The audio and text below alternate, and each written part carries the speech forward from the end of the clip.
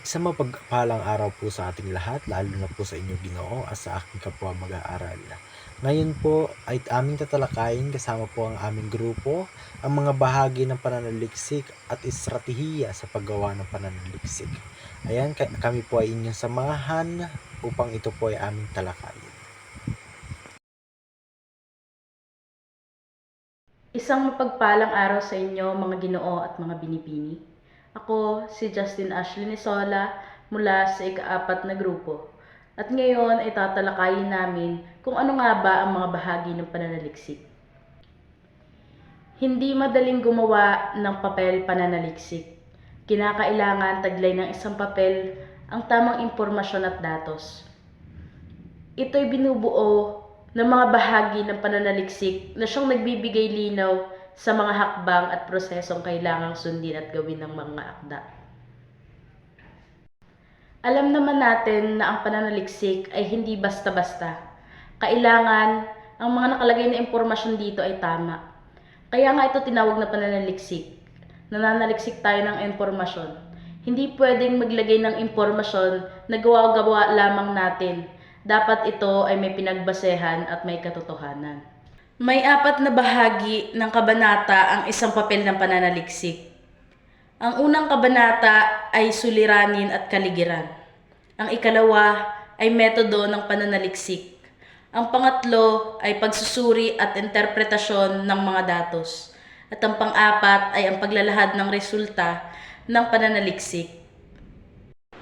Ang unang kabanata ay ang suliranin at kaligiran. Taglay ng kabanatang ito ang rasyonal.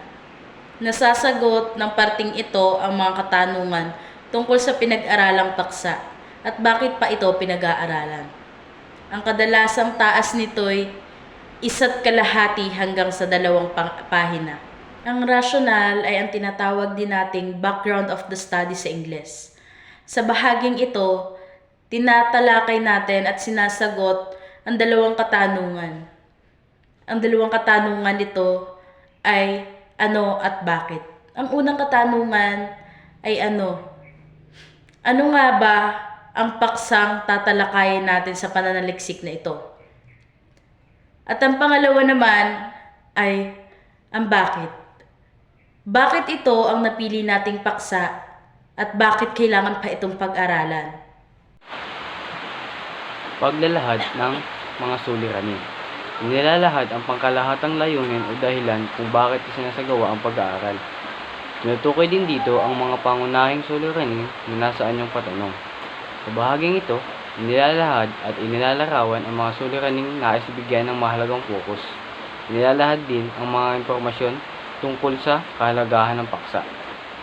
Ito ay isa sa pinakamahalaga at importanteng bahagi ng pananaliksik. Ito ay nakapokus o sa sentro ng pag-aaral. Ang mga katanungan nilalahad ay nararapat na masagot lahat ayon sa pagkakasunod-sunod. May iba't ibang anyo ang suliranin.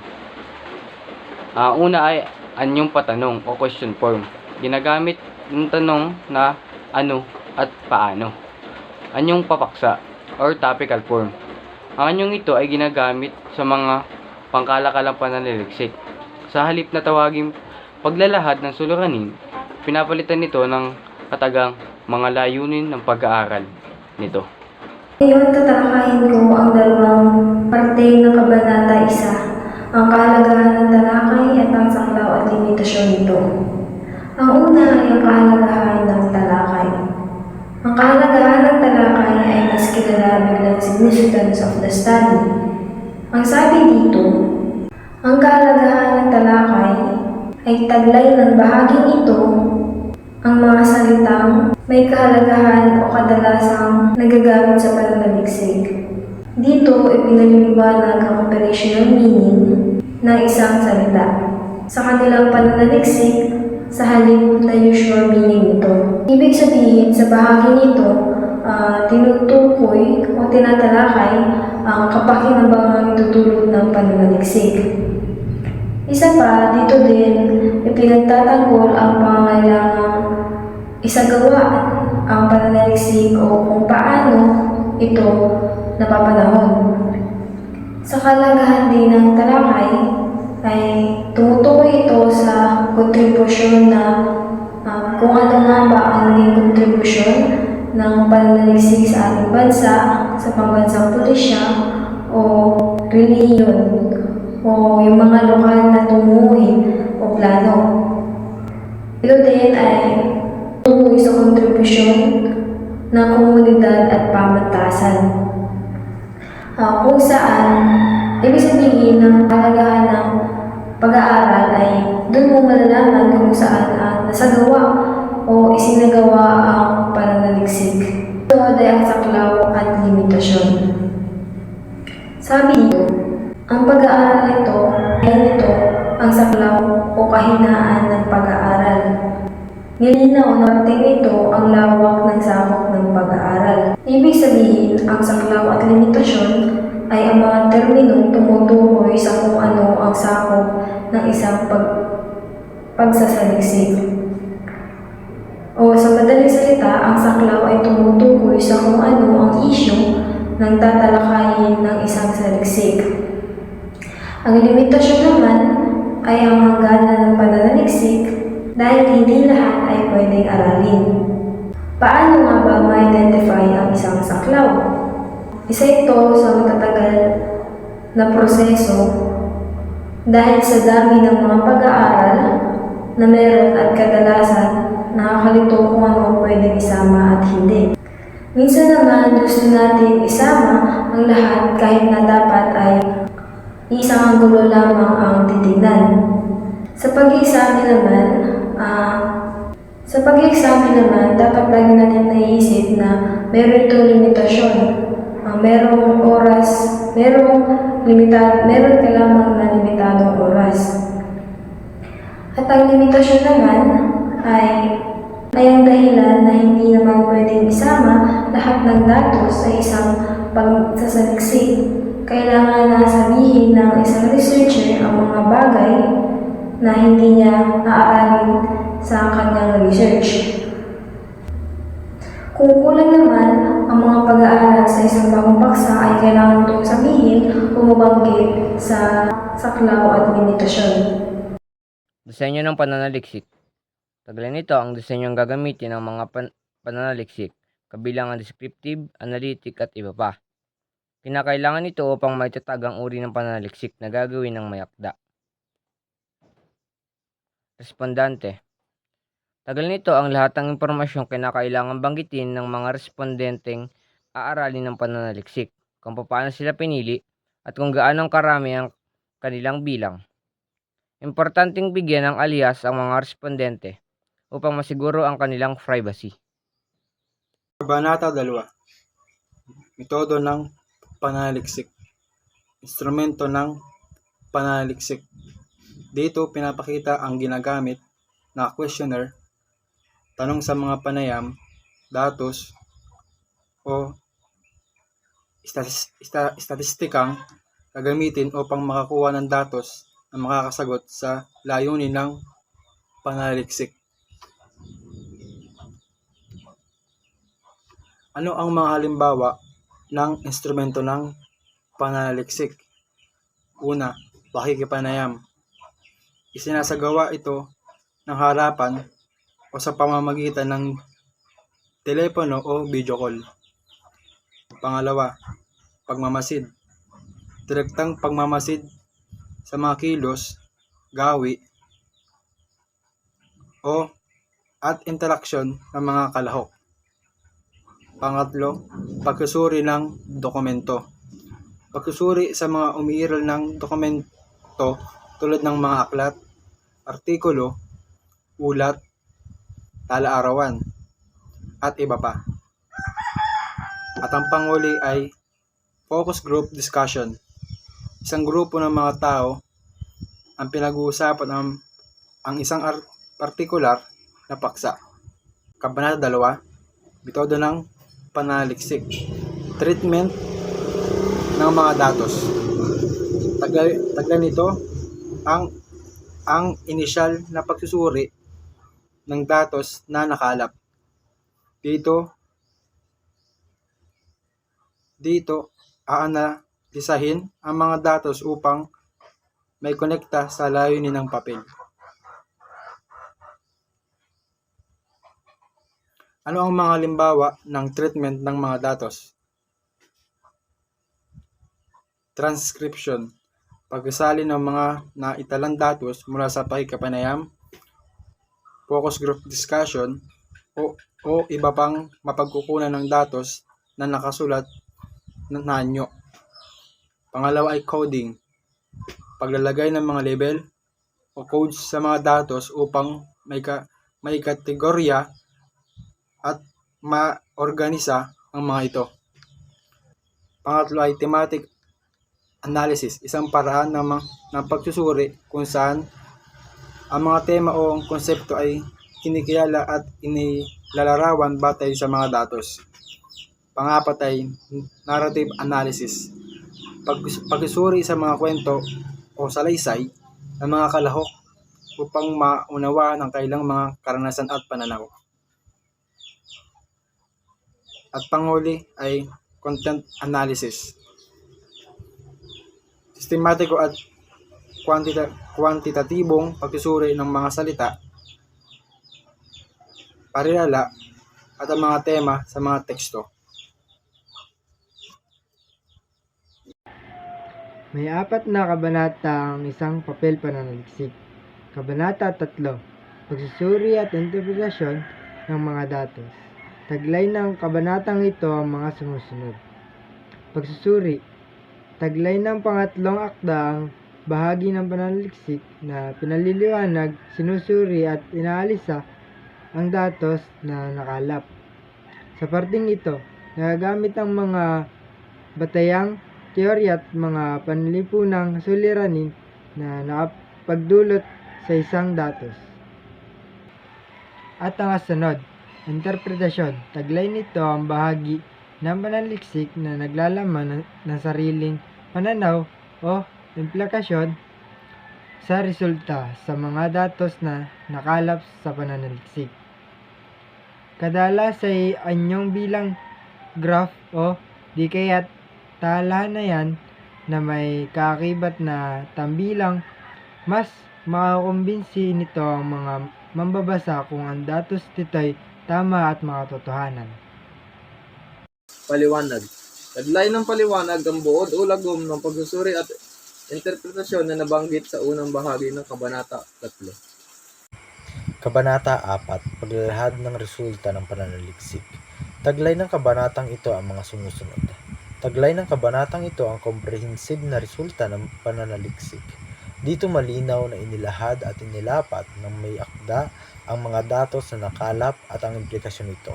Sa parte ring ito, sinasagot ang mga suliraning nais na masagot sa unang bahagi ng pananaliksik. Dito po sa parting ito sa paglalahad ng ating mga resulta, dito pinapakita kung ano ba yung mga kasagutan sa ating mga katanungan at mas maaari natin mapagtuunan at mabigyan ng pansin kung ano ba yung mga dapat natin gawin upang mas masolusyonan yung mga problema ng ating kinaharap, upang mas mapaganda at mapaghandaan natin yung mga dapat natin gawin upang mas mapunlad natin kung ano may yung mga problemang ating kinaharap. Ngayon naman po ay tayo dumako sa mga estratehiya sa paggawa ng pananaliksik. Una, pagplano. Tukuyin ang paksa, piliin ang mga paksa na gusto mong saliksikin. Ayan. Ito po yung mga paksa na dapat nating alamin. Dapat makapagbigay tayo ng paksa kung ano po ba yung gusto nating alamin. Kung ano po ba yung mga bagay na makakapagpaunlad at makapagbigay ng solusyon sa ating mga problema. Pangalawa, magtakda ng layunin. Tukuyin ang layunin ng inyong pananaliksik.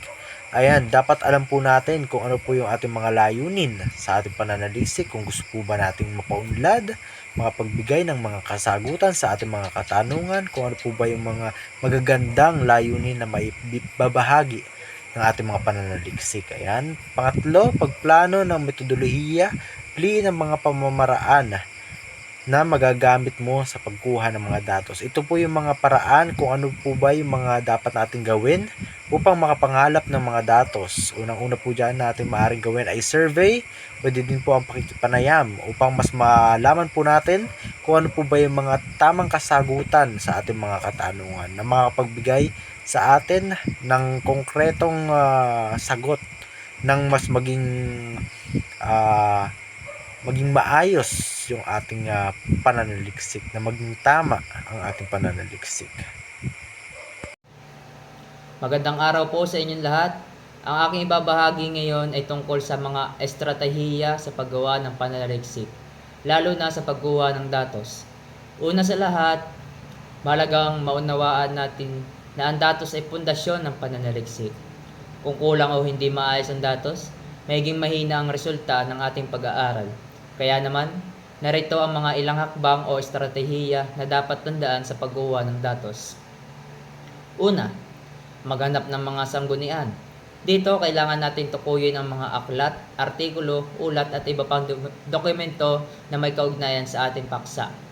Maaaring manggaling ang mga ito sa aklatan, mga publikasyon o internet, basta't ito ay may mapapagkatiwalaan. Siguraduhin na ang mga sanggunian ay may kredibilidad at may kaugnayan sa ating isusulat na pananaliksik.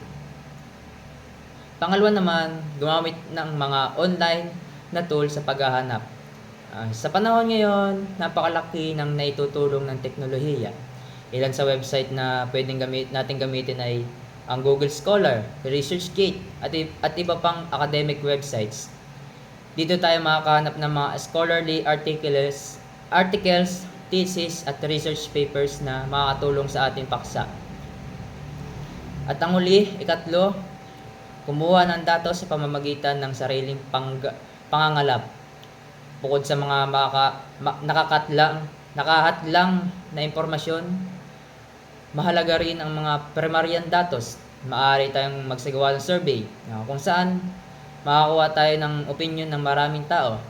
Maaari rin tayong gumawa ng interview, lalo na kung eksperto sa paksa ang ating kakausapin. Isa pa ay ang focus group discussion, kung saan pinagsama-sama ang ilang tao para pag-usapan ang isang issue. At kung maaari rin tayong magsagawa ng obserbasyon o pagmamasid sa aktwal na mga pangyayari. Sa kabuuan, ang paggawa ng datos ay mahalagang bahagi ng pananaliksik. Kailangan ito gawin ng maayos at may sistema sa pamamagitan ng tamang sanggunian, makabagong teknolohiya at aktwal na pangangalap ng impormasyon. Mas magiging mabisa at kapani-paniwala ang ating ginagawang pag-aaral. Maraming salamat po. Magandang araw po sa inyong lahat, lalo na po sa iyo, Ginoong Jumel G. Acabado. At ako po ay mag-uulat patungkol sa pagsusuri ng mga datos. Tatalakayin po natin ang tatlong klase ng pagsusuri ng mga datos. Una, mag-analisa ng mga datos, at pangalawa, maggamit ng mga estadistikong pamamaraan, at pangatlo ay ang mag-interpreta ng resulta. Una, mag-analisa ng datos. Suriin ang mga datos na nakolekta mo at tukuyin ang mga pattern at trend. Dito, ang pag-analisa ng datos ay sinusuri ang mga datos at tinutukoy ang mga pattern. Ang halimbawa po nito ay kung maraming sumagot na oo sa isang survey, ay maaaring pattern ito na nagpapakita ng kanilang opinyon. At pangalawa, maggamit ng mga estadistikong pamamaraan. Gamitin ang mga estadistikong pamamaraan upang masuri ang mga datos. Dito po, sa paggamit ng mga estadistikong pamamaraan, ay gumagamit ng simpleng estadistika tulad ng pagbibilang o pagkuha ng average. Halimbawa, bilangin kung ilan ang sumagot ng oo at hindi, at ipakita ito sa P-chart. At ang pangatlo, mag-interpreta ng resulta. Ipaliwanag ang mga resulta ng iyong pananaliksik. Dito po, sa pag-interpret ng resulta, ipinapaliwanag ang kahulugan ng mga nakuhang datos. Halimbawa po nito, kung 80% ang sumagot ay oo, ibig sabihin, karamihan sa kanila ay sumasang-ayon sa paksa. At dito na po nagtatapos ang ating pag-uulat. At sana po ay mayroon po kayo natutunan na ay magsilbi po itong aral sa ating lahat. Pagpapakita ng resulta. Magbuo ng ulat. Buuin ang ulat ng iyong pananaliksik na naglalahad ng resulta at konklusyon. Pamagat. epekto ng paggamit ng social media sa akademang pagganap ng mga mag-aaral sa college. Resulta ng pananaliksik. Matapos ang isinagawang pananaliksik gamit ang survey at panayam sa 50 piling mag-aaral mula sa college, narito ang mga pangunahing natuklasan. Una, antas ng paggamit ng social media. 80% ng mga mag-aaral ay gumagamit ng social media ng higit sa 3 oras kada araw. Ikalawa, epekto sa akademang pagganap. 60% ng mga sumagot ay umamin na naapektuhan ang kanilang pag-aaral dahil sa sobrang paggamit ng social media. 25% naman nagsabing nagagamit nila ito sa positibong paraan tulad ng pananaliksik at pakipag-unayan sa mga guro o mag-aaral. Konklusyon. Batay sa resulta ng pananaliksik, lumalabas na nalabis na paggamit ng social media ay may negatibong epekto sa akademang pagganap na maraming mag-aaral sa college. Ngayon pa man, kung ito ay gagamitin ng tama at may disiplina, maaari rin itong maging kapaki-pakinabang kasangkapan sa pag-aaral. Magamit ang mga visual aid. Gamitin ang mga visual aid tulad ng mga graph, chart at iba pa upang ipakita ang mga resulta. Kung gusto mo itong gamitin sa isang presentasyon o ulat, maaari itong gawing mas formal na depende sa konteksto. Halimbawa, i-minimize ang paggamit ng mga visual aid tulad ng mga graph at chart upang epektibong maipakita ang mga resulta ng pananaliksik. Magpresenta ng resulta. Ipresenta ang mga resulta ng iyong pananaliksik sa mga kapwa mananaliksik o sa publiko. Sa pagtatapos ng pananaliksik, mahalang ipresenta ang mga resulta sa mga kapwa mananaliksik o sa publiko. Siguradong malinaw, organisado, at naaayon sa layunin ng pag-aaral ang bawat impormasyon upang madaling maunawaan ang mga tagapakinig o mamabasa.